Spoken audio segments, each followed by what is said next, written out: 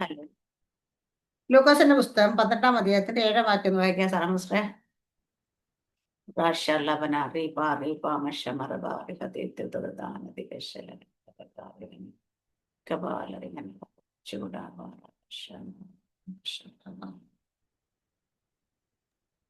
ലൂക്കോസ് 7:12. 12-7.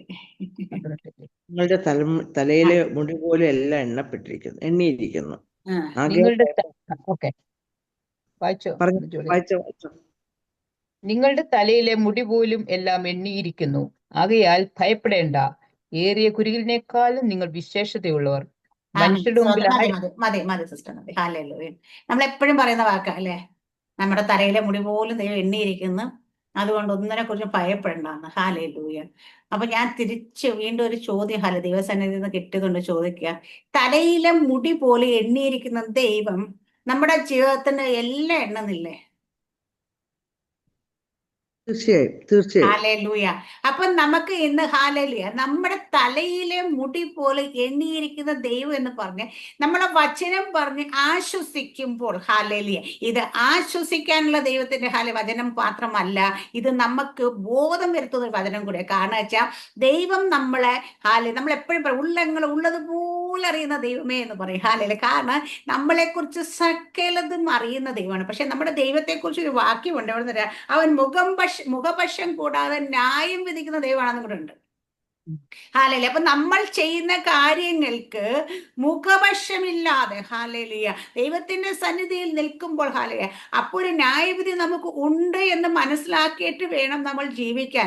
ഓരോ ദിവസവും നമ്മൾ ഭയത്തോടും വിറയലോടും ജീവിക്കും. പറഞ്ഞു ഇസ്രായേൽ ജനത്തിന് ദൈവം തന്നെയായിരുന്നു രാജാവ്. അവർക്ക് എന്നിട്ട് മറ്റൊരു രാജാവിനെ വേണമെന്ന് പറഞ്ഞവർ നിലവിളിച്ച്, ഇസ്രായേൽ ജനത്തിന് മാത്രമല്ല നമുക്കും ദൈവം തന്നെ രാജാവ്. ഹല്ലേലൂയ. നമ്മുടെ സകല കാര്യങ്ങൾ ഞാൻ എപ്പോഴും പറയട്ടെ, കർത്താവെ എന്ന് നമ്മൾ വിളിക്കുമ്പോൾ ഹല്ലേലൂയ ആമേൻ, നമ്മുടെ കർത്തൃത്വം പൂർണ്ണമായി അപ്പ നിന്റെ കയ്യിലേക്ക് ഞാൻ ഏൽപ്പിക്കുന്നു എന്ന് ആ വാക്കിന്റെ അർത്ഥം. പക്ഷെ നമ്മളിത് പറയുകയും ചെയ്യും, പക്ഷെ നമ്മൾ എന്നിട്ട് നമുക്ക് ഇഷ്ടമുള്ളിടത്ത് നടക്കുകയും ചെയ്യും. ഹല്ലേലൂയ. ഇവിടെ പറയാം, ദൈവഹിതമില്ലാതെ കാര്യങ്ങൾ നടക്കുമോ? നടക്കും. ഹല്ലേലൂയ. ദൈവ സാന്നിധ്യം ഇല്ലെങ്കിൽ കാര്യങ്ങൾ നടക്കുമോ? നടക്കും. ഹല്ലേലൂയ. നമുക്ക് ഉൽപ്പത്തി പുസ്തകത്തിലേക്ക് പോയി കഴിഞ്ഞാൽ, ഉൽപ്പത്തി പുസ്തകം അതിനെ എഴുതി വെച്ചിട്ടില്ല, ഞാൻ കയ്യന്റെ ഹാബേലിന്റെ കാര്യം പറയുന്നിടത്ത് ഹല്ലേലൂയ ആമേൻ, കയ്യൻ ദൈവസന്നിധി വിട്ട് ഓടിപ്പോയി. അവിടെ എഴുതിയേക്കുന്നത് അങ്ങനെയാണ്. ഉൽപ്പത്തി പുസ്തകം 4-ാം അധ്യായത്തിന്റെ 16-ാം വാക്യം. അങ്ങനെ കയ്യൻ യഹോവയുടെ സന്നിധിയിൽ നിന്ന് പുറപ്പെട്ട് ഏദന് കിഴക്ക് നോദേശത്ത് ചെന്നു പാർത്തു. കയ്യൻ തന്റെ ഭാര്യയെ പരിഗ്രഹിച്ചു, അവൾ ഗർഭം ധരിച്ചു, ഹാനോക്കിനെ പ്രസവിച്ചു, അവനൊരു പട്ടണം പണിതു. ഹാനോക്ക് തന്റെ മകന്റെ പേരിട്ടു. ഹല്ലേലൂയ. അപ്പൊ കയ്യൻ ദൈവത്തിന്റെ സന്നിധി വിട്ടുപോയി. ഹല്ലേലൂയ. കാരണം എന്താ? ദൈവത്തിന് ഇഷ്ടമില്ലാത്ത കാര്യം ചെയ്തുകൊണ്ട് അവിടെ നിന്ന് ഓടിപ്പോയി. അങ്ങനെ പോയി. അവിടെ ചെന്നിട്ട് ഭാര്യയെ പരിഗ്രഹിച്ച് അവന് സന്തതി ജനിച്ചു. ദൈവത്തിന്റെ സന്നിധി വേണ്ട, സാന്നിധ്യം വേണ്ട, ഒന്നും വേണ്ട. അത് കഴിഞ്ഞിട്ട് കയ്യിൽ അവിടെ ഒരു പട്ടണം പണിതെന്ന് എഴുതിയേക്കുന്നത്. അവിടെ പോയിട്ട് അവൻ ശാപത്തിലായി, എളിമയായി, ശാപത്തിന് അല്ലെങ്കിൽ അവന് ഒന്നുമില്ലാത്തവനായി, അങ്ങനെ ദരിദ്രനായി നശിച്ചു പോയി എന്നല്ല. അവൻ അവിടെ പോയിട്ട് പട്ടണം പണിത്. അപ്പം പട്ടണം പണിയാനായിട്ട് ദൈവസാന്നിധ്യം വേണമെന്ന് വെച്ചാൽ വേണ്ട. ഈ ലോകത്തിൽ എന്തെങ്കിലും കാര്യങ്ങളൊക്കെ ചെയ്യാനായിട്ട് ദൈവ സാന്നിധ്യം വേണോ എന്ന് ചോദിച്ചാൽ അതിന്റെ ആവശ്യമില്ല. പക്ഷെ നമ്മൾ ദൈവ സാന്നിധ്യത്തിന് കീഴിൽ തന്നെ വസിക്കേണ്ട ആൾക്കാരാണ്. നമുക്ക് പറയാം, ഇപ്പൊ ലോകപ്രകാരം ദൈവത്തിന്റെ കൃപ നമ്മുടെ ഇല്ലെങ്കിലും വലിയ കൃപയില്ലാതെ നമ്മൾ കൃപയിൽ നിന്ന് വിട്ടുപോയിട്ട് വലിയ വലിയ കാര്യങ്ങൾ ചെയ്തു എന്ന് പറയുന്നതിനെ കാട്ടിയും ദൈവത്തിന്റെ കൃപയിൽ നിന്നുകൊണ്ട് ഒരു കുഞ്ഞു കാര്യം ചെയ്യുന്നതായിട്ടും നല്ലത് അല്ലേ? പല ആൾക്കാരും ഓടും നിന്ന് ഭയങ്കരമായിട്ട് ഓടുന്നു. എന്താ? ദൈവരാജ്യത്തിന് വേണ്ടി ഓടുന്നു. അവർ പറയുന്നത് അങ്ങനെയാണ്. ദൈവരാജ്യത്തിന് വേണ്ടി ഓടുന്ന പല പല കാര്യങ്ങൾ ചെയ്ത് എടുത്തു പറയുന്നത്. പക്ഷേ ഇത് നിങ്ങൾ ദൈവഹിതപ്രകാരമല്ല, ദൈവത്തിന്റെ സന്നിധിയിൽ നിന്നുകൊണ്ടല്ല, ദൈവകൃപയിൽ നിന്നുകൊണ്ടല്ല ചെയ്യുന്നതെങ്കിൽ അതുകൊണ്ട് ഒരു പ്രയോജനം ഉണ്ടാകത്തില്ല. നമ്മൾ എപ്പോഴും ദൈവത്തിന്റെ സന്നിധിയിൽ നിന്നുകൊണ്ട്, ദൈവത്തിന്റെ സാന്നിധ്യത്തിന് കീഴിൽ ഇരുന്നുകൊണ്ട് നമുക്ക് അതിന് ഏറ്റവും നല്ല ആളാരെന്ന് പറയാം, മോശെ. പുറപ്പാട് പുസ്തകത്തിലേക്ക് എത്തുമ്പോൾ മോശയെ കുറിച്ച് പുറപ്പാട് പുസ്തകത്തിലേക്ക് എത്തുമ്പം ഹല്ലേലൂയ അവിടെ ദൈവം പറയുന്ന കുറച്ച് കാര്യങ്ങളുണ്ട്. അവിടെ 23-ാം അധ്യായത്തില 20 തുടങ്ങിയ വാക്യം വായിച്ചത് സിസ്റ്റർ. പുറപ്പാടിന്റെ 23-20 തുടങ്ങിയിട്ടൊന്ന് വായിക്കാം. ഇതാ, വഴിയിൽ നിന്നെ കാക്കേണ്ടതിനും ഞാൻ നിയമിച്ചിരിക്കുന്ന സ്ഥലത്തേക്ക് നിന്നെ കൊണ്ടുപോകേണ്ടതിനും ഞാനൊരു ദൂതനെ നിന്റെ മുമ്പിൽ അയക്കുന്നു. നീ അവനെ ശ്രദ്ധിച്ച് അവന്റെ വാക്ക് കേൾക്കണം. അവനോട് വിഘടിക്കരുത്. അവൻ നിങ്ങളുടെ അതിക്രമങ്ങളെ ക്ഷമിക്കയില്ല. എന്റെ നാമം അവനിൽ ഉണ്ട്. എന്നാൽ നീ അവന്റെ വാക്ക് ശ്രദ്ധയോടെ കേട്ട് ഞാൻ കൽപ്പിക്കുന്നതൊക്കെയും ചെയ്താൽ നിന്നെ പകയ്ക്കുന്നവരെ ഞാൻ പകയ്ക്കും, നിന്നെ ഞെരുക്കുന്നവരെ ഞാൻ ഞെരുക്കും. എന്റെ ദൂതൻ നിനക്ക് മുമ്പായി നടന്ന് നിന്നെ അമോര്യർ, ഹിത്യർ, പെരിസ്യർ, കനാന്യർ, ഹിവ്യർ, യെബൂസ്യർ എന്നുള്ള ദേശത്തേക്ക് കൊണ്ടുപോകും. അവരെ ഞാൻ നിർമൂലമാക്കും. അവരുടെ ദേവന്മാരെ നമസ്കരിക്കരുത്, അവയെ സേവിക്കരുത്, അവരുടെ പ്രവൃത്തികൾ പോലെ പ്രവർത്തിക്കരുത്. അവരെ അശേഷം നശിപ്പിച്ച് അവരുടെ വിഗ്രഹങ്ങളെ തകർത്ത് കളയണം. നിങ്ങളുടെ ദൈവമായ യഹോവയെ തന്നെ സേവിപ്പീൻ. എന്നാൽ അവൻ നിന്റെ അപ്പത്തെയും വെള്ളത്തെയും അനുഗ്രഹിക്കും. ഞാൻ രോഗങ്ങളെ നിന്റെ നടുവിൽ നിന്ന് അകറ്റിക്കളയും. ഗർഭം അലസുന്നവളും മച്ചിയും നിന്റെ ദേശത്തുണ്ടാകയില്ല. നിന്റെ ആയുഷ്കാലം ഞാൻ പൂർത്തിയാക്കും. എന്റെ ഭീതിയെ ഞാൻ നിന്റെ മുമ്പിൽ അയച്ച് നീ ചെല്ലുന്നിടത്തുള്ള ജാതികളെ ഒക്കെയും അമ്പരിപ്പിക്കുകയും നിന്റെ സകല ശത്രുക്കളെയും നിന്റെ മുമ്പിൽ നോടിക്കുകയും ചെയ്യും. നിന്റെ മുമ്പിൽ നിന്ന് ഹിവ്യനെയും കനാന്യനെയും ഹിത്യനെയും ഓടിച്ചു കളവാൻ ഞാൻ നിനക്ക് മുമ്പായി കടന്നലിനെ അയക്കും. ദേശം ശൂന്യമാകാതെയും കാട്ടുമൃഗം നിനക്ക് ബാധയായി പെരുകാതെയും ഇരിപ്പാൻ ഞാൻ അവരെ ഒരു സംവത്സരത്തിനകത്ത് നിന്റെ മുമ്പിൽ നിന്ന് ഓടിച്ചു കളയില്ല. നീ സന്താന സമ്പന്നമായി ദേശം അടക്കുന്നത് വരെ ഞാൻ അവരെ കുറേശ്ശെ കുറേശ്ശെ നിന്റെ മുമ്പിൽ നിന്ന് ഓടിച്ചു കളയും. ആമേൻ. മതി സിസ്റ്റർ. ഇവിടെ എന്നിട്ട് 33-ാം അധ്യായത്തിലേക്ക് ഇത് മോശയോട് പറയാം. അവിടെ മോശ ഒന്ന് എതിരി പറയുന്നത് നമ്മൾ കാണും. പക്ഷെ 33-ാം അധ്യായത്തിലേക്ക് നമ്മൾ വരുമ്പം മോശ ദൈവത്തോട് കൂടെ ഇരുന്ന് ദൈവം ഒരു സ്നേഹിതൻ എന്ന പോലെ മോശയുടെ സംസാരം അത് കഴിയുമ്പോൾ പറയുന്നുണ്ട്, ഞാൻ വരുത്തില്ല. ഹാലേലിയ. ആമീൻ. എന്താ പറയാ, നിനക്ക് കൂടെ ഒരു ദൂതനെ അയക്കാം. ദൂതനെ അയക്കും. ഇവിടെ എന്തൊക്കെയാ ദൂതനെ അയക്കുമ്പോൾ അവർക്ക് അവിടെ ചെല്ലുമ്പോൾ വഴി നിന്നെ കാക്കേണ്ട നിയമിച്ചിരിക്കുന്ന സ്ഥലത്തെ നിന്നെ കൊണ്ടുപോയത് ഞാൻ ദൂതന് മുമ്പേ നീ അവനെ ശ്രദ്ധ വെച്ച് കേൾക്കണം. അവൻ നിങ്ങളെ അതിക്രമം എന്നിട്ട് എല്ലാം പറയാ എന്നുവെച്ചാൽ ഞാൻ വന്നില്ലെങ്കിലും ദൂതൻ വന്നു കഴിഞ്ഞാൽ നിങ്ങളെന്താ, ഞാൻ വാക്തം ചെയ്ത സ്ഥലത്തേക്ക് എത്തിക്കും. ശത്രുക്കൾ ആരും നിങ്ങളെ പോകുന്ന വഴിയിലൊന്നും ഉപദ്രവിക്കത്തില്ല. അവരെ കേട്ടനുസരിച്ച് എന്നിട്ട് വലിയൊരു പ്രോമിസും കൂടെ ഒക്കെ നിങ്ങളുടെ ദൈവമായ ദൈവത്തെ സേവിക്കുന്ന കാര്യത്തെക്കുറിച്ച് ഇതെല്ലാം പറയുമ്പോഴും ഹാലിയ 33-ാം അധ്യായത്തിലേക്ക് എത്തുമ്പോൾ മോശ പറയുന്നൊരു വാക്കുണ്ട്, ദൈവമേ നിന്റെ സാന്നിധ്യം എന്റെ കൂടെ പോരുന്നില്ലെങ്കിൽ ഹാലേലിയ എന്നെ അയക്കരുത് എന്ന്. നിന്റെ കൃപ എന്നെ അറിയുക, അപ്പൊ എന്നോട് കൃപയുണ്ടാകണമേ എന്ന് പറഞ്ഞിട്ട് അവിടെ ഹാലേലിയ. അപ്പം ഈ നമുക്ക് പോകുന്ന ലക്ഷ്യസ്ഥാനത്തേക്ക് നമ്മൾ എത്തുന്നതിനെ കുറിച്ചും ഹാലേലിയ നമുക്ക് എങ്ങനെയൊക്കെ എത്താന്ന് വെച്ചാൽ ദൈവ സാന്നിധ്യം ഇല്ലാതെ നമുക്ക് പലതും ചെയ്യാൻ പറ്റും. നമ്മളെ ദൈവത്തെ അറിയുന്നതിന് മുമ്പ് നമ്മൾ ദൈവ സാന്നിധ്യത്തിൽ നിന്നാണ് എല്ലാം ചെയ്തത് ഇല്ല. പക്ഷെ ദൈവ സാന്നിധ്യം ഇല്ലാതെ പോയിട്ട് നമ്മൾ എത്ര വലിയ വലിയ കാര്യങ്ങൾ ചെയ്താലും ഹാലേലിയ ദൈവ സാന്നിധ്യത്തിൽ നിന്ന് ചെയ്യുന്ന ചെറിയ കാര്യങ്ങൾ അതിനെക്കാട്ടി നല്ലത്. ഹാലേലിയ. അപ്പം ഒരു ഭക്തൻ അല്ലെങ്കിൽ ഒരു ദൈവ സാന്നിധ്യം തിരിച്ചറിഞ്ഞ ഒരു മനുഷ്യന് ഹാലേലിയ അത് നഷ്ടപ്പെട്ട് കഴിഞ്ഞാൽ ഹല്ലേലൂയ അത് ഇല്ലാതെ ഇരിക്കുന്നതിനെ കുറിച്ച് ചിന്തിക്കാൻ പറ്റത്തില്ല. പക്ഷേങ്കിൽ ഇത് എപ്പോ നഷ്ടപ്പെടുമെന്ന് ചോദിച്ചു കഴിഞ്ഞാൽ ദൈവത്തിന്റെ വാക്ക് നമ്മൾ കേട്ട് അനുസരിക്കാതിരിക്കുന്ന സമയത്ത് നമ്മൾ പോലും അറിയാതെ നമ്മൾ ഈ സാന്നിധ്യത്തിൽ നിന്ന് പുറത്തു പോകും. ഹല്ലേലൂയ. കാരണം എന്താന്ന് വെച്ചാൽ ദൈവം നമ്മളോട് സംസാരിക്കുന്ന സമയത്ത് പരിശുദ്ധാത്മ നമ്മളോട് ഇടപെടുന്ന സമയത്ത് നമ്മളത് കേട്ട് അനുസരിക്കാതിരിക്കുമ്പോൾ നമ്മൾ തന്നെ അടയ്ക്കും. എന്താണെന്ന് വെച്ചാൽ ദൈവമായിട്ടുള്ള കമ്മ്യൂണിക്കേഷൻ നമ്മൾ അടച്ചു കളയുക ചെയ്യുന്നത്. ഈ കമ്മ്യൂണിക്കേഷൻ അടച്ചു കളഞ്ഞാൽ ദൈവം പിന്നീട് സംസാരിക്കുന്ന വെച്ചാൽ ചിലപ്പോൾ സംസാരിച്ചാലും നമ്മളത് കേൾക്കത്തില്ല. കാരണം ഇത് കേൾക്കാതെ വണ്ണം നമ്മുടെ അകത്തെ മനുഷ്യന്റെ ചെവിയെ മന്ദമാക്കി കളയും. പലപ്പോഴും പറയാം, ഞാൻ ഭയങ്കരമായിട്ട് വെളിപ്പാടിൽ കണ്ടുകൊണ്ട് ദർശനങ്ങൾ കണ്ടുകൊണ്ട്, പക്ഷെ ഇപ്പൊ എനിക്കൊന്നും കാണാൻ പറ്റുന്നില്ല. എന്തുകൊണ്ടത് കാണാൻ പറ്റുന്ന നമ്മൾ നമ്മുടെ കണ്ണിനെ ഹൃദയദൃഷ്ടി അടച്ചു കളയുന്ന നമ്മൾ ദൈവം കാണിക്കാഞ്ഞിട്ടല്ല, ദൈവത്തിന് കാണിക്കാൻ ഇഷ്ടമില്ലാഞ്ഞിട്ടുമല്ല. അപ്പൊ അതുകൊണ്ടാണ് ഞാൻ പറയാം, ചില ആൾക്കാർ ദൈവ ആലോചന ചോദിക്കും ചില കാര്യങ്ങൾ, പക്ഷെ അവർ ദൈവ ആലോചന ഏറ്റെടുക്കത്തില്ല. എന്നിട്ട് അവരവരുടെ ഇഷ്ടത്തിനനുസരിച്ച് കാര്യങ്ങൾ ചെയ്തു പോകുമ്പോൾ ഈ പോയ കാര്യങ്ങളൊക്കെ നടക്കുമെന്ന് വെച്ചാൽ നടക്കും, പക്ഷേങ്കിൽ പിന്നീട് ദൈവം ആ വിഷയത്തെക്കുറിച്ച് അവരുടെ ഇടപെടത്തില്ല. പിന്നെ മുൻപോട്ട് എന്ത് ചെയ്യണം കർത്താവ് എന്ന് വെച്ചാൽ മിണ്ടത്തില്ല കർത്താവ്. ഹാലയിലെ കാരണം എന്താ വെച്ചാൽ നമ്മൾ തന്നെ അത് കേൾക്കാൻ കഴിയാതെ നമ്മുടെ ചെവി അടച്ചു കളയും, നമ്മുടെ ഹൃദയദൃഷ്ടിയെ നമ്മൾ അടച്ചു കളയുന്ന അനുഭവത്തിൽ നമ്മൾ പോകും. അത് ഹാലയിലെ ഇവിടെ നമ്മൾ എന്താ ചെയ്യേണ്ടത് വെച്ചാൽ നമ്മൾ അടച്ചു കളഞ്ഞെങ്കിൽ ഏത് സ്ഥലത്ത് വെച്ച് നമ്മൾ ഇത് അടച്ചു കളഞ്ഞു എന്ന് ചിന്തിച്ചിട്ട് അത് മനസ്സിലാക്കിയിട്ട് അത് ദൈവസന്നിധിയിൽ ഏറ്റു പറഞ്ഞ് ക്ഷമ ചോദിച്ച് കർത്താവ് വീണ്ടും നീ എന്നോട് സംസാരിക്കണേ, നിന്റെ ശബ്ദം എന്നെ കേൾപ്പിക്കണമേ, നിന്റെ അരുളപ്പാടിൽ എന്നെ കാണിക്കണമേ എന്ന് പറഞ്ഞ് നമ്മൾ ക്ഷമ പറഞ്ഞാൽ മാത്രമേ വീണ്ടും ഇത് ഓപ്പൺ ആകൂ. ഹല്ലേലൂയ.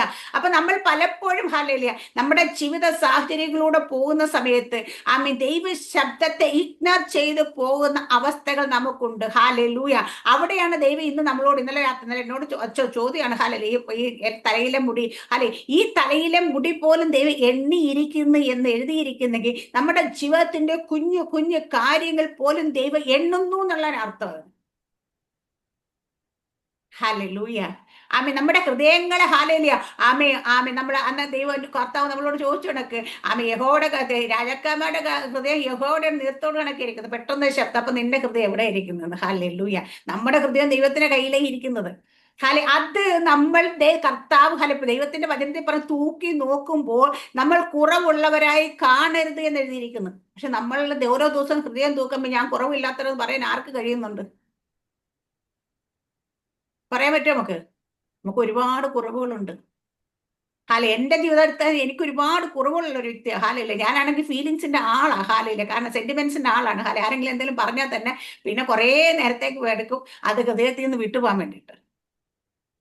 കാരണം വെച്ചാൽ സങ്കടമൊക്കെ കയറിയിരിക്കുമ്പോൾ നമ്മൾ അത്ര സമയം പോലും പിശാചിന് പ്രവർത്തിക്കാൻ നമ്മൾ ഇടമുണ്ടെന്നുള്ള പക്ഷേ ദൈവം നമ്മളെ അധികമായി സ്നേഹിക്കുന്നുണ്ട്. നമുക്ക് ചെയ്യുമ്പോഴത്തേന് പരിശുദ്ധാത്മാവ് നമ്മളോട് ഇടപെടുമ്പോൾ അല്ലെങ്കിൽ ദൈവത്തിന്റെ വചനം നമ്മളോട് ഇടപെടുമ്പോൾ നമ്മൾ സുബോധത്തിലേക്ക് മടങ്ങി വരാറുണ്ട്. പക്ഷെ നമുക്ക് സുബോധം നഷ്ടപ്പെടാറില്ലേ? ഇല്ലേ? പലപ്പോഴും നമുക്ക് സുബോധം നഷ്ടപ്പെടാറില്ലേ? ഉണ്ട്. കാരണം വെച്ചാൽ നമ്മൾ സാധാരണ മനുഷ്യനായി മാറും. നമ്മൾ സാധാരണ മനുഷ്യൻ അല്ല എന്ന് നമ്മൾ ചിന്തിക്കണം. കാരണം വെച്ച് കഴിഞ്ഞാൽ നമ്മളെ ദൈവം വിളിച്ചു വേർതിരിച്ചു. നമ്മൾ പഴയ മനുഷ്യനെ ഉരിഞ്ഞു കളഞ്ഞു എന്ന് എഴുതിയിരിക്കുമ്പോൾ നമുക്ക് ജീവിതത്തിൽ പഴയ മനുഷ്യനെ പൂർണ്ണമായി ഉരിഞ്ഞു കളയാൻ പറ്റാത്തതാണ് നമ്മുടെ ഏറ്റവും വലിയ പരാജയം. പഴയ മനുഷ്യൻ ഇപ്പോഴും ഇല്ലേ നമ്മുടെ ഉള്ളില്? ഉണ്ട്. എന്താ ഇടയ്ക്കിടയ്ക്ക് ഈ സാധനം ഇങ്ങനെ പൊങ്ങി വരും, പഴയ മനുഷ്യൻ. എന്താ പണ്ട് നമ്മൾ എങ്ങനെയായിരുന്നു, അല്ലെ നമ്മുടെ സ്വഭാവത്തിലുള്ള പാരമ്പര്യത്തിൽ നിന്ന് കിട്ടിയ ചില സ്വഭാവങ്ങൾ ഇതിപ്പോഴും നമ്മുടെ ഉള്ളിൽ അറിയാണ്ട് ഉറങ്ങിക്കിടക്കുന്ന, ഇത് വിട്ടുമാറിയില്ല, ഇത് ഉറങ്ങിക്കിടക്കുക. നമുക്ക് കേട്ടിട്ടുണ്ട് ഈ മൃഗങ്ങളൊക്കെ ഇപ്പൊ പട്ടിയൊക്കെ ആട്ടെ എന്നാലും ഇവിടെ ഉറങ്ങിക്കിടക്കുന്നത് നമുക്ക് തോന്നും.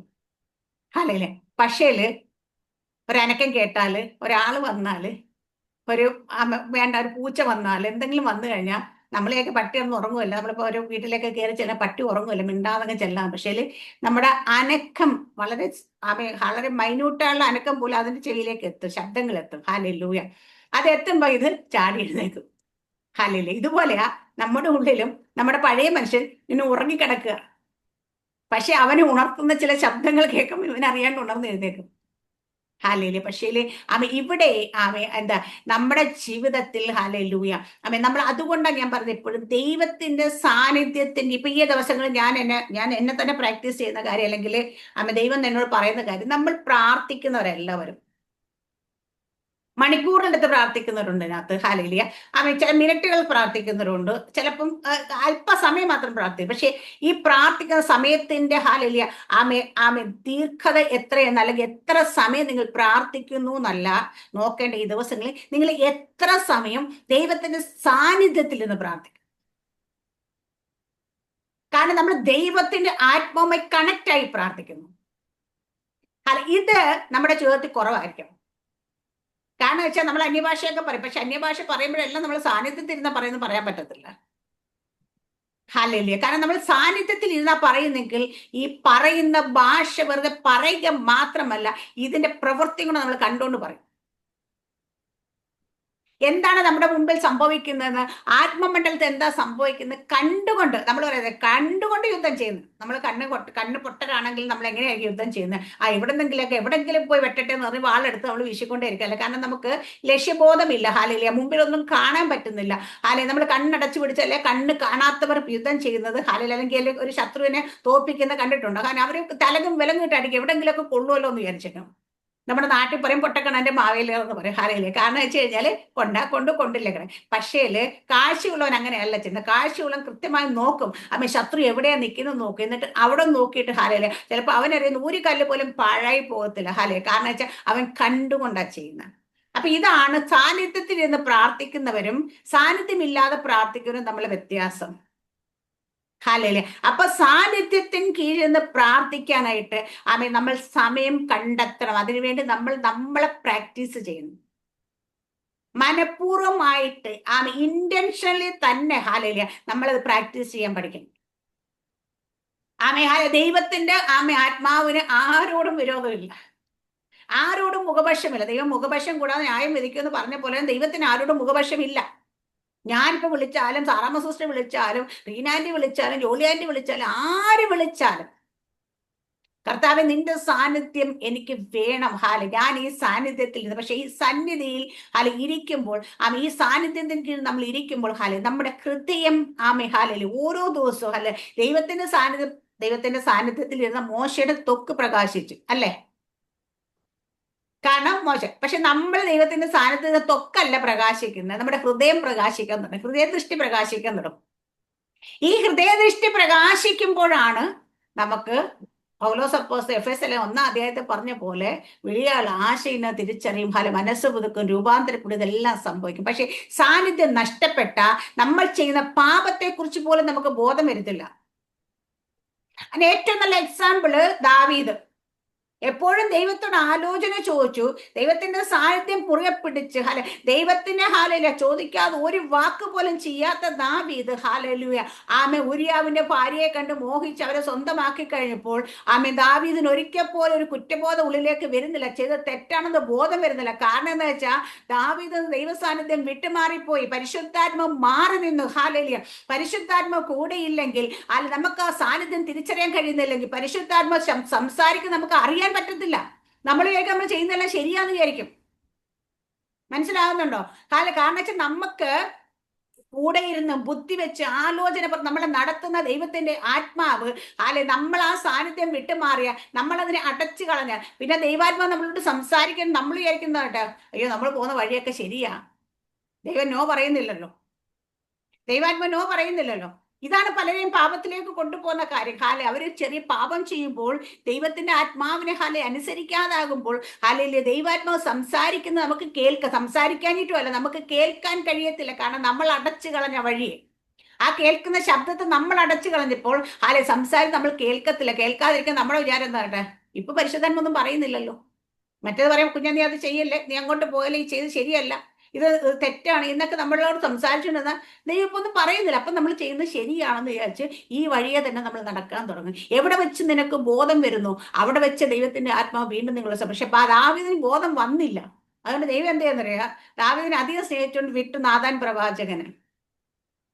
നമ്മുടെ ജീവിതത്തിൽ ഇത് സംഭവിക്കാറുണ്ട് കേട്ടോ. പലപ്പോഴൊക്കെ നമ്മളോട് ദൈവത്തിന്റെ ആത്മാവ് സംസാരിക്കും, നമുക്ക് കേൾക്കാൻ കഴിയാത്തതുകൊണ്ട് നമ്മുടെ ചെവി മന്ദമായി പോകുമ്പോൾ നമ്മൾ തന്നെ അടച്ചു കളയുമ്പോൾ ദൈവം ആരെങ്കിലും നമ്മുടെ അടുക്കിലേക്ക് അയക്കും, നമ്മളോട് പറയിക്കും. ഇന്ന് എത്ര പ്രവാചകന്മാർ അങ്ങനെ പറയുന്നത് എനിക്കറിയത്തില്ല, പക്ഷെ പറയുന്നവരുണ്ടെങ്കിൽ വന്നിട്ട് പറയും, കുഞ്ഞെ നീ ഇന്ന സ്ഥലത്ത് ഇവിടെ വെച്ച് നീ തെറ്റിപ്പോയി, ഇവിടെ വെച്ച് നീ ബ്ലോക്ക്, നീ ഇപ്പൊ ദൈവത്തിന്റെ വഴിയിലൂടെ അല്ല നീ നടക്കുന്നത്, ദൈവത്തിന്റെ ഇഷ്ടപ്രകാരം അല്ല നീ നടക്കുന്നത്, നിനക്ക് പ്രാർത്ഥനയുണ്ടോ ഉണ്ട്, നീ ആരാധനയുണ്ടോ ഉണ്ട്, സഭയിൽ പോകുന്നുണ്ട്, ടൈത്ത് കൊടുക്കുന്നുണ്ട്, സ്തോത്രകാഴ്ച ഇടുന്നുണ്ട്, ഇതെല്ലാം ചെയ്യുന്നുണ്ടോ ഉണ്ട്. പക്ഷേ നീ ഇപ്പോൾ പൊയ്ക്കൊണ്ടിരിക്കുന്നത് ദൈവത്തിന്റെ ആലോചന പ്രകാരം അല്ല എന്ന് പറഞ്ഞത്.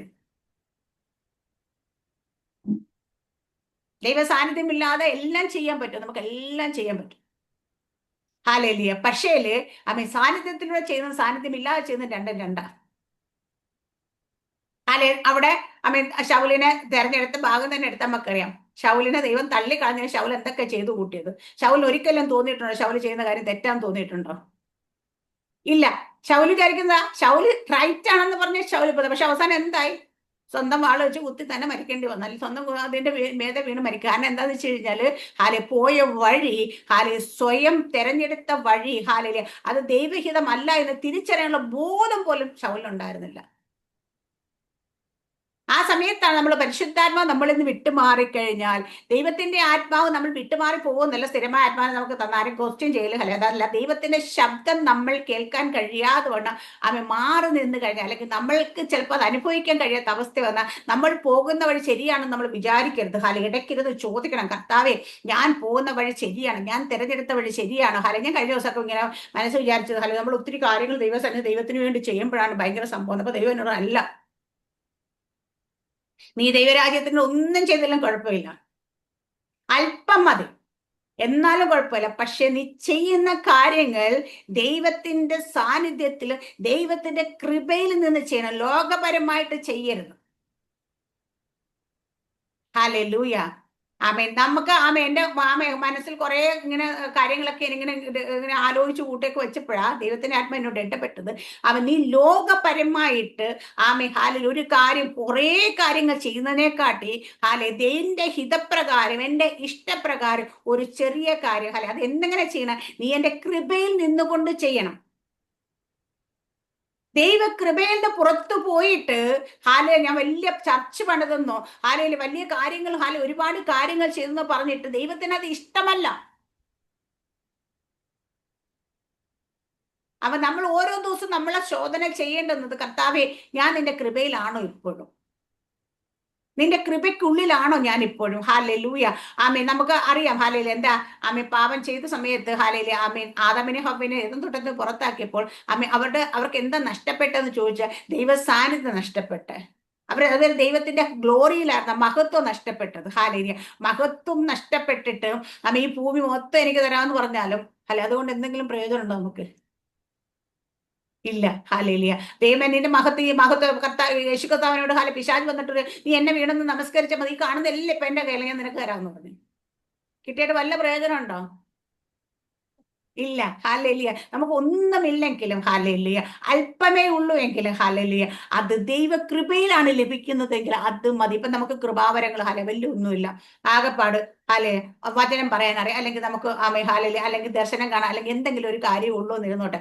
ബാക്കിയുള്ളവർക്കൊക്കെ അയ്യോ അവർ 9 കൃപാവരങ്ങൾ മാത്രമല്ല പിന്നെ വേറെ എന്തെങ്കിലുമൊക്കെ ഉണ്ട്, അതൊക്കെ ഉപയോഗിക്കുന്നുണ്ട്, അവരൊക്കെ എല്ലാവരും ലോകം മുഴുവൻ അറിയുന്നുണ്ട്, അല്ലെങ്കിൽ അങ്ങനെ പോകുന്നുണ്ട്, ഇങ്ങനെ പോകുന്നുണ്ട് എന്ന് ചോദിച്ചിട്ട് ഇവർ പോകുന്നത് ഏത് ആത്മാവിലാണെന്ന് നമുക്കറിയത്തില്ല.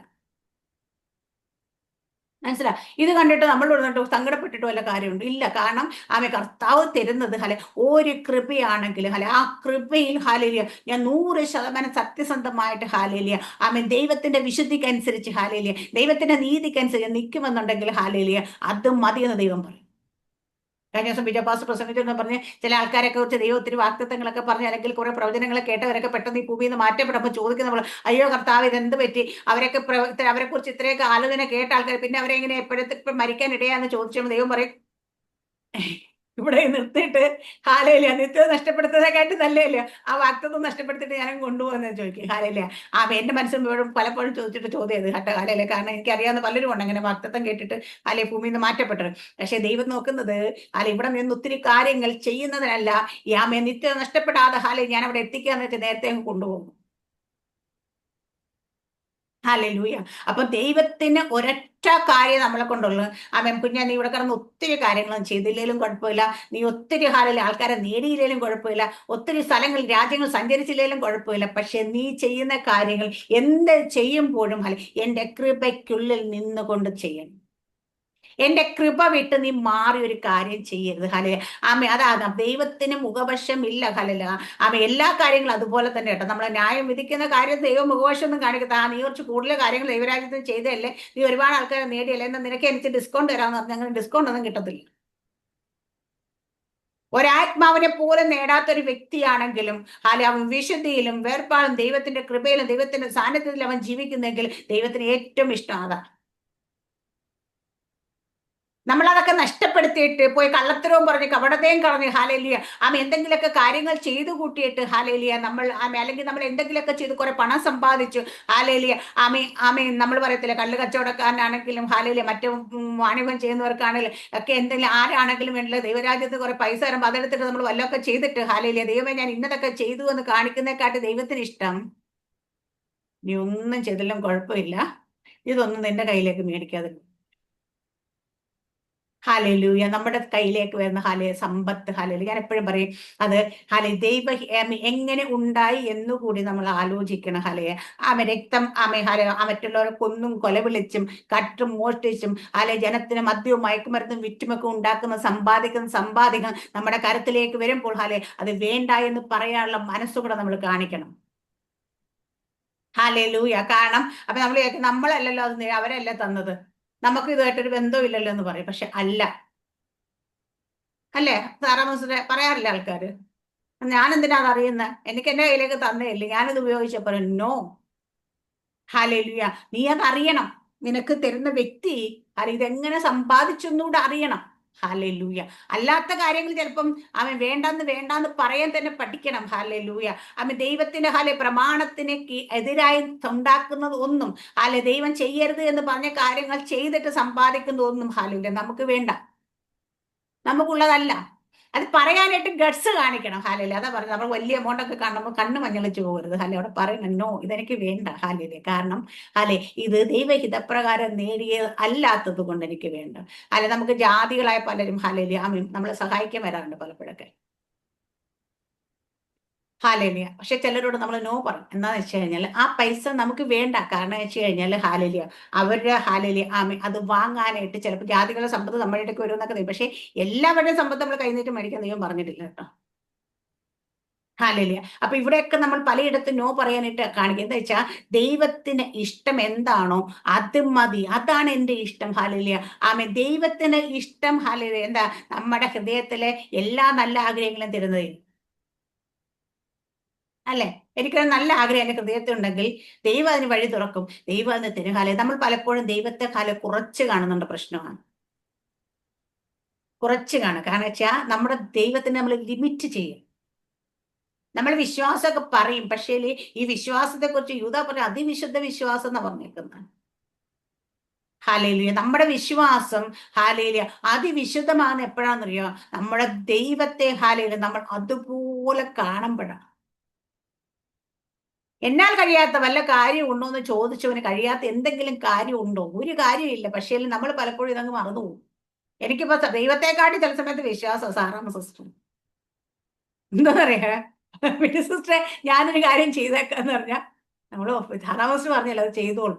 എന്താ പറയാ, നമ്മൾ കാണുന്നതിനെ വിശ്വസിക്കാൻ ശ്രമിക്കുക. നമ്മുടെ ഹാലില്ല കണ്ണുകൊണ്ട് കാണുന്ന ചെവി കൊണ്ട് കേൾക്കുന്നതും ഹാലില്ല കാണാത്ത കാര്യങ്ങൾ എന്തെല്ലാം ചെയ്ത കർത്താവിന് ദൈവമേ എന്നാൽ നമുക്കൊരു ബുദ്ധി വെച്ചിട്ട് നമുക്ക് മനസ്സിലാക്കാം. സാറാമ്മ സിസ്റ്റർ എന്തെങ്കിലും പ്രവർത്തിക്കണമെങ്കിൽ ദൈവം പറയണമെന്ന്, ദൈവം തോന്നിപ്പിക്കണമെന്ന്. ഇത് നമ്മൾ മനസ്സിലാക്കത്തില്ല പലപ്പോഴും.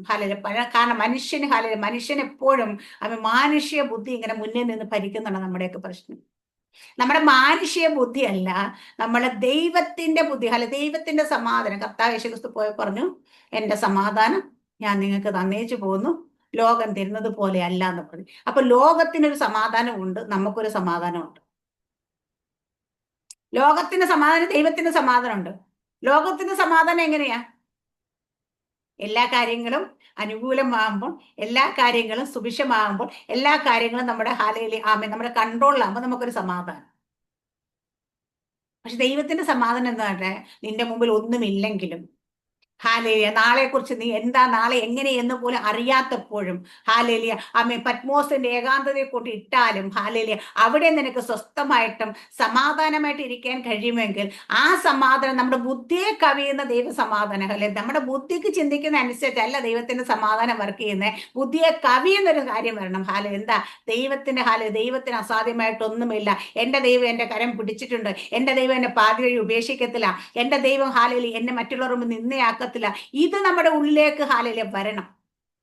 അവിടെയാണ് ദൈവിക സമാധാനത്തിൽ നമ്മൾ ആയിരിക്കുന്നത്. അല്ലെങ്കിൽ നാളെ അയ്യോ ഒരു കൈവേദന വരുമ്പോൾ, കാലുവേദന, ഇന്നലെ ഞാൻ എന്റെ മനസ്സിൽ പറഞ്ഞു, കർത്താവേ ഞാൻ ഇങ്ങനെ കുറച്ച് ദിവസമായിട്ട് ഇങ്ങനെ ഇവിടെ ഇങ്ങനെ സൈഡിലൊരു അപ്പൊ ഞാൻ കഴിഞ്ഞ ദിവസം ഇങ്ങനെ ചുമ്മാ ഇങ്ങനെ ഗൂഗിളിൽ നോക്കിയപ്പം ഈ നമ്മുടെ ഈ കരളിൽ ക്യാൻസർ വരുന്ന സംഭവം ഉണ്ട് പോലെ ഹലല്ലേ, അതൊക്കെ വരുമ്പോ ഇന്ന സിംറ്റംസ് ഞാൻ അറിഞ്ഞിട്ടുണ്ടെങ്കിൽ എന്ത് സിംറ്റംസ് പറഞ്ഞാലും കർത്താവ് തന്നേക്കുന്ന അവയവങ്ങളെല്ലാം കർത്താവ് തന്നെ സൂക്ഷിച്ചോണം. കർത്താവ് ഇനി സൂക്ഷിക്കാതിരിക്കുക, അല്ലെ കർത്താവ് അത് വേണ്ടെന്ന് വെച്ച് ഡാമേജ് ആക്കി കളഞ്ഞാൽ, അല്ലെ ഡാമേജ് ആയിപ്പോയാലും കർത്താവ് തന്നെ റീപ്ലേസ് ചെയ്യണം. അല്ലാതെ ഓരോ ഓപ്പറേഷൻ ചെയ്ത് റീപ്ലേസ് ചെയ്യത്തില്ല ഒരു അവയവവും ഹാലയില്. കാരണം എന്ന് വെച്ചാൽ എന്റെ കർത്താവാണ് നമ്മുടെ ശരീരത്തിൽ ഓരോ അവയവങ്ങളും സൃഷ്ടിച്ചത്. ഓരോ കോശം പോലും കർത്താവിന്റെ കരം തൊട്ടത്. കർത്താവിനറിയാത്ത ഒന്നും നമ്മുടെ ശരീരത്തിൽ ഇല്ല ഹാലയില്. അതിലൊന്നും ഡാമേജ് ആകണം കർത്താവ് അറിയാതെ ആകത്തില്ല.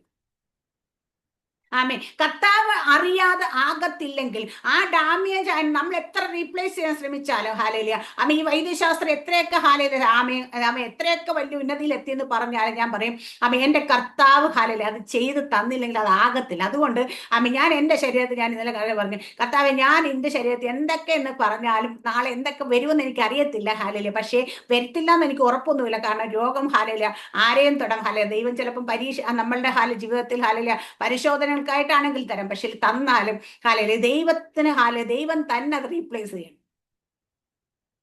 കാരണം നമ്മുടെ ശരീരത്തിൽ എന്ത് കാര്യം റീപ്ലേസ് ചെയ്യാനും നമ്മൾ മരുന്ന് കഴിക്കുന്നില്ല, അസുഖത്തിന് ചികിത്സ എന്നൊക്കെ ചോദിക്കുക, അതൊക്കെ ഉണ്ടാവും. പക്ഷേ ഹാലേലിയ ഞാൻ പറയാം, നിങ്ങളുടെ ഒരു അവയവം നഷ്ടപ്പെട്ട് അല്ലെങ്കിൽ അത് ഒരവയം കേടായി ഒരവയം വർക്ക് ചെയ്യുന്നില്ല എന്ന് പറഞ്ഞാൽ നിങ്ങൾ പ്രാർത്ഥിക്കണം ദൈവത്തോട്. എന്താ പറയുക, കർത്താവേ നീ തന്ന അവയവമാണെങ്കിൽ നീ തന്നെ അത് റീപ്ലേസ് ചെയ്യും. ഒരു കിഡ്നി നഷ്ടപ്പെട്ടു എന്ന് പറയുന്ന ആൾക്കാർ മറ്റൊരു കിഡ്നി അന്വേഷിച്ച് പോയി ഡോണർ കണ്ടുപിടിച്ച് റീപ്ലേസ് ചെയ്യാറുണ്ട്. പക്ഷെ ഞാൻ ചോദിക്കുന്നത്, ഇത് റീപ്ലേസ് ചെയ്യാൻ കണ്ടുപിടിക്കാനൊക്കെ പോകുന്നതിനെക്കാട്ടും നല്ലതല്ലേ ദൈവസേന ഇരുന്നിട്ട് കർത്താവേ നീ തന്നെ ഇതങ്ങ് റീപ്ലേസ് ചെയ്ത് തരാൻ പറയുന്നത്, അല്ലേ? ക്യാൻസറിന്റെ സെല്ലുകൾ ശരീരത്തിൽ എന്താ നമ്മുടെ സെല്ലുകൾ നിർജീവമായി പോകുന്ന അവസ്ഥയാണെങ്കിൽ ഈ നിർജീവമായതിന് എത്ര പാഴും ശൂന്യമായി കിടക്കുന്നതിന് എന്താ പറയുക, പുതുക്കാൻ കഴിയുന്ന അല്ലെ നന്നാക്കാൻ കഴിയുന്ന അല്ലെ മരിച്ചു പോയ പോലെ ജീവിപ്പിക്കാൻ കഴിയുന്ന ഒരാളുണ്ടായിരുന്നു പരിശുദ്ധാത്മാവ്. ഒന്ന് പരിവർത്തിക്കണേന്ന് പ്രാർത്ഥിച്ച പോരെ എങ്ങനെ പ്രാർത്ഥിക്കണം വെച്ചാൽ വിശ്വാസത്തോട് പ്രാർത്ഥിക്കണം, ഉറപ്പോട് പ്രാർത്ഥിക്കണം. എന്റെ ദൈവത്തെ കുറച്ച് കാണാതെ പ്രാർത്ഥിക്കണം. എന്ന് വെച്ചാൽ ദൈവത്തിന് നിങ്ങൾ ലിമിറ്റ് ചെയ്യാതെ പ്രാർത്ഥിക്കണം. ഹാലലുയ. അപ്പൊ ഇവിടെ ഇന്നലെ രാത്രി എനിക്ക് തലയിലെ മുടിയല്ല എണ്ണിയിരിക്കുന്നത്. ഞാൻ എപ്പോഴും പറഞ്ഞു എനിക്ക് ആദ്യമായിട്ട് ദൈവം ഇടപെട്ട വചനം അത് കേട്ടോ, എന്നെ വിശ്വാസത്തെ ഉറപ്പിച്ച വചനം. ഹാലയിലെ കർത്താവ്, ഞാൻ ഇന്നും ആ വചനം മുറിവ് പിടിച്ച കർത്താവ് എന്ന് പറഞ്ഞാൽ, നിന്റെ തലയിൽ ഒരു മുടി ഞാൻ അറിയാതെ താഴെ വീഴുന്നില്ലെങ്കിൽ നിന്റെ എല്ലാ കാര്യങ്ങളും ഞാൻ അറിയാതല്ല സംഭവിക്കുക. അപ്പൊ ഇത് എന്ത് കാര്യം എന്റെ ജീവിതത്തിൽ സംഭവിക്കും, ഞാൻ ഈ വചനം എന്റെ ഉള്ളിലേക്ക് പൊങ്ങി വരും. ഹാലയില. ദൈവം അറിയാണ്ടല്ലത് വന്നേക്കുന്നത്. അപ്പൊ നമുക്ക് ആ ദൈവം അറിയാണ്ടല്ലെങ്കിൽ ദൈവത്തിന് ഒരു പർപ്പസ് ഉള്ളത്. പക്ഷെ ഇന്നലെ കർത്താവ് വീണ്ടും പറഞ്ഞു, ദൈവത്തിന്റെ തലയിലെ മുടി എണ്ണിയിരിക്കുന്നു എങ്കിൽ നിന്റെ എല്ലാ കാര്യങ്ങളും എണ്ണിയിരിക്കുന്നു. നമ്മൾ ചെയ്യുന്ന ഓരോ കാര്യങ്ങളും ദൈവം എണ്ണുന്നുണ്ട്. ഹാലയിലൂയ. ദൈവം കുറിക്കുന്നുണ്ട്. ഹാലയില. ദൈവം അത് അറിയുന്നുണ്ട്. ഹാലയില. ഇതിനെല്ലാം ഹാലയില ദൈവം. പക്ഷെ നമ്മുടെ ദൈവത്തിന്റെ ഏറ്റവും വലിയ സ്വഭാവം എന്താണെന്നറിയാം, നമ്മൾ ദൈവസന്നിധിയിൽ മാനസാന്തരപ്പെട്ട് ഹൃദയം ഒന്ന് നമ്മുടെ കണ്ണുനീര് കൊണ്ട് കഴുകി ദൈവസന്നിധി ഏറ്റു പറഞ്ഞു നമ്മൾ നിലവിളിച്ച് നമ്മളോട് ക്ഷമിക്കുന്ന ദൈവമാണ്. ആർക്കെങ്കിലും ആരെങ്കിലും എന്റെ ശബ്ദം കേൾക്കുന്നവര്, ഞാൻ ദൈവമേ നേരത്തെ വെളിപ്പാട് കണ്ടിരുന്ന സിസ്റ്റർ ഇപ്പൊ ഒന്നും കാണാൻ പറ്റുന്നില്ല, നേരത്തെ ഞാൻ ദൈവശബ്ദം കേട്ട് ഇപ്പൊ കേൾക്കാൻ കഴിയുന്നില്ല എന്ന് പറയുന്നെങ്കിൽ എവിടെയോ നീ ഇത് അടച്ചു കളഞ്ഞു. ദൈവമല്ല അടച്ച്, നീ തന്നെ അടച്ചു കളഞ്ഞിട്ടുണ്ട്. ഇന്നത്തെ പ്രഭാതത്തിൽ ദൈവസന്നിധി ഏറ്റു പറ, കർത്താവെ ഞാൻ ഇന്ന സ്ഥലത്ത് വെച്ച് തെറ്റിപ്പോയി, ഇന്ന കാര്യങ്ങൾ ഞാൻ വീണുപോയി, ഇന്ന സമയത്ത് വീഴ്ച പറ്റിയപ്പോൾ എനിക്ക് തിരിച്ചറിയാൻ കഴിയാത്തത് കൊണ്ട് ഞാൻ പോയത് റൈറ്റ് വേ ആണെന്ന് വിചാരിച്ച്, റൈറ്റ് ട്രാക്ക് ആണെന്ന് വിചാരിച്ച് ഞാൻ അതിലൂടെ തന്നെ സഞ്ചരിച്ചു പോയതുകൊണ്ട് പിന്നീട് ദൈവത്തിന്റെ ശബ്ദം എനിക്ക് കേൾക്കാൻ കഴിഞ്ഞിട്ടില്ല. ഇപ്പൊ ഞാനത് മനസ്സിലാക്കുന്നു. ഞാനന്ന് തിരഞ്ഞെടുത്ത വഴി റോങ് ആയിരുന്നു. റോങ് വേയിലേക്ക് പോയപ്പോൾ ദൈവത്തിന്റെ ശബ്ദത്തെ പിന്നീട് എനിക്ക് കേൾക്കാൻ കഴിഞ്ഞിട്ടില്ല. ദൈവം എന്നെ കാണിക്കുന്ന വഴി എനിക്ക് കാണാൻ കഴിഞ്ഞിട്ടില്ല. ഇന്നീ പ്രഭാതത്തിൽ എന്നെ തന്നെ ആ സന്നിധിയിൽ താഴ്ത്തി ഏൽപ്പിക്കുക. ചെയ്തു പോയ പാപത്തെ ചെയ്തു പോയ തെറ്റിനെ അന്ന് വീണുപോയ വീഴ്ചയെ ക്ഷമിച്ച് ഞങ്ങൾക്ക് വീണ്ടും എനിക്ക് വേണ്ടിയിട്ട് കർത്താവിനോട് സംസാരിക്കണം. കർത്താവ് എന്നെ വഴി നടത്തണം. കർത്താവ് എനിക്കോട് എന്റെ ഹൃദയദൃഷ്ടി പ്രകാശിക്കണം. എനിക്കിത് കാണാതെ, ഈ സാന്നിധ്യം ഇല്ലാതെ മുൻപോട്ട് പോകാൻ കഴിയില്ല എന്ന് പറഞ്ഞു. ഇനി സാന്നിധ്യം ഇല്ലാതെ അയക്കരുതേ എന്ന് പറഞ്ഞു നമ്മൾ പ്രാർത്ഥിക്കുക. ദൈവം ക്ഷമിച്ച് നമ്മളെ വീണ്ടും ദൈവം അതിലൂടെ നടത്തുക തന്നെ ചെയ്യും. ഓരോ ദിവസവും കർത്താവ് പറഞ്ഞത് പോലെ നമ്മൾ കൃപയില്ലാതെ, കൃപയിൽ നിന്ന് മാറിപ്പോയിട്ട് എന്തൊക്കെ വലിയ കാര്യങ്ങൾ ചെയ്തെന്ന് പറഞ്ഞാൽ ദൈവത്തിന് അത് പ്രസാദമുള്ളതല്ല. ശൗല് പോയിട്ട് ഹാലയിലെ യുദ്ധം ചെയ്യാൻ വിട്ടപ്പോ അവിടെ നിന്ന് തടിച്ചതിനെയും കൊഴുത്തതിനെയൊക്കെ പിടിച്ചുകൊണ്ട് വന്നിട്ട് പറഞ്ഞത് ദൈവത്തിന് യാഗം കഴിക്കാൻ വേണ്ടി കൊണ്ടുവന്നതാണ്. ദൈവം പ്രസാദിച്ചു അതിനകത്ത്? ഇല്ല. ശമൂവേൽ ചോദിച്ചു, എന്തിന്റെ ശബ്ദം കേൾക്കുക? അത് വലിയ അവിടുത്തെ കാളയും മൂരിയും നല്ലതിനെയൊക്കെ നോക്കി മെലിഞ്ഞതിനെയൊക്കെ നല്ല തടിച്ചതും കൊഴുത്തതിനൊക്കെ ഞങ്ങൾ കൊണ്ടുവന്നു. എന്തിനാ? ദൈവത്തിന് യാഗം കഴിക്കാനാ കൊണ്ടുവന്നത്. ലോകപ്രകാരം ശൗല് ചിന്തിച്ചവിടെ. ദൈവത്തിന് പ്രസാദം വന്നോ? ഇല്ല. പക്ഷേല് ആമേൻ, ദൈവത്തിന്റെ ഹിതപ്രകാരം ഒരു കുറുപ്രാവിനെ കൊണ്ട് യാഗം കഴിച്ചാലും ദൈവത്തിന് പ്രസാദമാ. കൃപയിൽ നിന്ന് ഹാലയിലെ കൊണ്ട് തടിച്ചതിനെയും കൊഴുത്തതിനെക്കാട്ടി ഹാലയിലെ നമ്മൾ വലിയ വലിയ സംഭവങ്ങൾ ചെയ്യുന്നതിനെക്കാട്ടി ഹാലയിലുയ ദൈവത്തിന് പ്രസാദം എപ്പോഴും ആമേൻ കൃപയ്ക്കുള്ളിൽ നിന്ന് നീ ഒരു കുഞ്ഞു കാര്യം ചെയ്യുമെങ്കിൽ അത് മതി, അല്പം മതി. ഹാലേലൂയ, അത് ദൈവത്തിന് പ്രസാദം. അപ്പൊ നമ്മൾ എല്ലാവരും ഹാലേലിയ ആമേ കൃപയിൽ നിന്ന് തന്നെ ചെയ്യാൻ ശ്രമിക്കും. ഒരു കാര്യം പോലെ കൃപയിൽ നിന്ന് വിട്ടുപോയിട്ട് ഹാലേലിയ ആമേ കൃപയിൽ നിന്ന് പുറത്തു പോയിട്ട് ചെയ്യാനായിട്ട് ആഗ്രഹിക്കല്ലോ. അല്ലെങ്കിൽ എന്തെങ്കിലും ചെയ്യാനല്ല ദൈവം നമ്മളെ വിളിക്കുന്നത്. ദൈവം ആഗ്രഹിക്കുന്നത് പോലെ ചെയ്യാനാ ദൈവം നമ്മളെ വിളിച്ചിരിക്കുന്നത്. ഹാലേലിയ നമുക്ക് എന്തെങ്കിലുമൊക്കെ ചെയ്തിട്ട് അങ്ങ് രക്ഷപ്പെട്ടങ്ങ് പോകാമെന്നല്ല, ദൈവം ആഗ്രഹിക്കുന്നത് പോലെ ചെയ്യാൻ, ദൈവത്തിന്റെ ഹിതപ്രകാരം ചെയ്യാൻ. ഹാലേലൂയ. ദൈവം നമുക്ക് തന്ന പ്രമാണത്തിൽ നിന്നുകൊണ്ട് ചെയ്യാൻ. ദൈവം നമ്മളുടെ ദൈവത്തിന്റെ സാന്നിധ്യത്തിൽ നിന്ന് ഇങ്ങനെ ചെയ്യാനാ ദൈവം നമ്മളെ വിളിച്ചേക്കുന്നത്. 6 മാസം വിളിച്ച് വേറെ കുഞ്ഞാ നീ എന്തെങ്കിലും പോയി എവിടെങ്കിലും എന്തെങ്കിലുമൊക്കെ ചെയ്യും, ഇങ്ങനെയാണോ ദൈവം പറയുന്നത്? അല്ല. ഹാലേലിയ. വിളിക്കുമ്പോ തന്നെ ദൈവം പറഞ്ഞു, ലോക സ്ഥാപനത്തിന് മുമ്പേ നമ്മളെ തിരഞ്ഞെടുത്ത ദൈവം, നമ്മളെ വിളിക്കുന്ന ദൈവം, വിളിക്കുന്നതിന് മുമ്പ് നമ്മളെ തിരിച്ചറിയുന്നതിന് മുമ്പ് നമ്മളെ കുറിച്ച് ദൈവം പദ്ധതിയും പ്ലാനും ഇട്ടിരിക്കുന്ന ദൈവത്തിന് നമ്മളെ കുറിച്ചൊരു ഉദ്ദേശമുണ്ട്. ആ ഉദ്ദേശത്തിൽ ഹാലേലിയ ദൈവത്തിന്റെ ഹിതപ്രകാരം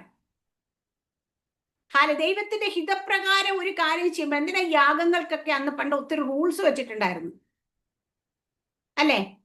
ഇന്നതുപോലൊക്കെ ചെയ്യണമെന്ന് പറഞ്ഞു. എന്തിനാ അങ്ങനെ റൂൾസ് വെച്ചത്?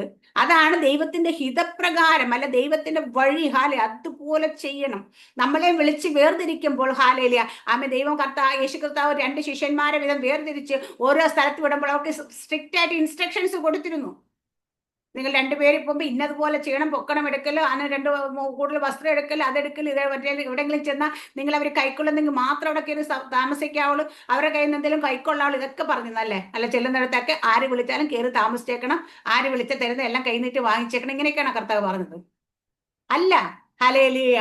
ഇവിടെ എല്ലാം ദൈവം ഹാലേലിയ നമുക്ക് സ്ട്രിക്റ്റ് ആയിട്ട് ഹാലേലിയ ഇൻസ്ട്രക്ഷൻസ് തന്നിട്ടുണ്ട്. അതുകൊണ്ട് നമ്മൾ എങ്ങനെയെങ്കിലും നടക്കാൻ വേണ്ടിയിട്ടുള്ളവരല്ല, ദൈവത്തിന്റെ ഹിതപ്രകാരം നടക്കാൻ വേണ്ടി, എന്തെങ്കിലുമൊക്കെ ചെയ്യാൻ വേണ്ടിയിട്ടല്ല, ദൈവത്തിന്റെ ഇഷ്ടപ്രകാരം ചെയ്യാൻ വേണ്ടിയിട്ടുള്ള. അതുകൊണ്ട് നമ്മുടെയൊക്കെ ജീവിതത്തിൽ ദൈവം നമ്മുടെ തലയിൽ മുടി എണ്ണയിരിക്കുന്ന ദൈവം നമ്മുടെ ജീവിതത്തിൽ ഓരോ വിഷയങ്ങളും ഓരോന്നും നമ്മുടെ ജീവിതത്തെ കുഞ്ഞു കുഞ്ഞു കാര്യങ്ങൾ പോലും ദൈവം എണ്ണുന്നുണ്ട്. ഹാലേലിയ അവിടെ എവിടെയെങ്കിലും നമുക്ക് തെറ്റിപ്പോയെങ്കിൽ ഹാലേലിയ നമുക്ക് ഏറ്റു പറഞ്ഞു ഹാലേലിയ ക്ഷമ ചോദിച്ച് ദൈവസന്നിധിയിലേക്ക് മടങ്ങി ചെല്ലാനായിട്ട് എപ്പോ വേണേലും നമുക്ക് കൃപ ലഭിക്കാൻ വേണ്ടി കൃപാസനത്തിലേക്ക് കടന്നു ചെല്ലാൻ ദൈവം പറഞ്ഞേക്കുന്ന ആ കൃപ നമുക്കുള്ളതുകൊണ്ട് ആ കൃപയിൽ നിന്ന് വിട്ടുമാറിയിട്ട് ഒന്നും ചെയ്യുന്ന കാര്യമില്ല. ആ കൃപയ്ക്കുള്ളിൽ നിന്നുകൊണ്ട്, ആ സാന്നിധ്യത്തിന് കീഴിൽ നിന്നുകൊണ്ട് ഹാലേലിയ നമുക്ക് ദൈവത്തിന്റെ ഏൽപ്പിച്ച കാര്യങ്ങൾ ദൈവത്തിന്റെ ഇഷ്ടപ്രകാരം, ദൈവത്തിന്റെ ഹിതപ്രകാരം ചെയ്ത് പൂർത്തിയാക്കാൻ ദൈവം നമ്മളെല്ലാം സഹായിക്കുമാറാകട്ടെ. വചനത്തെ എല്ലാവരെയും അനുഗ്രഹിക്കുമാറട്ടെ. ആമേൻ. സ്തോത്രം.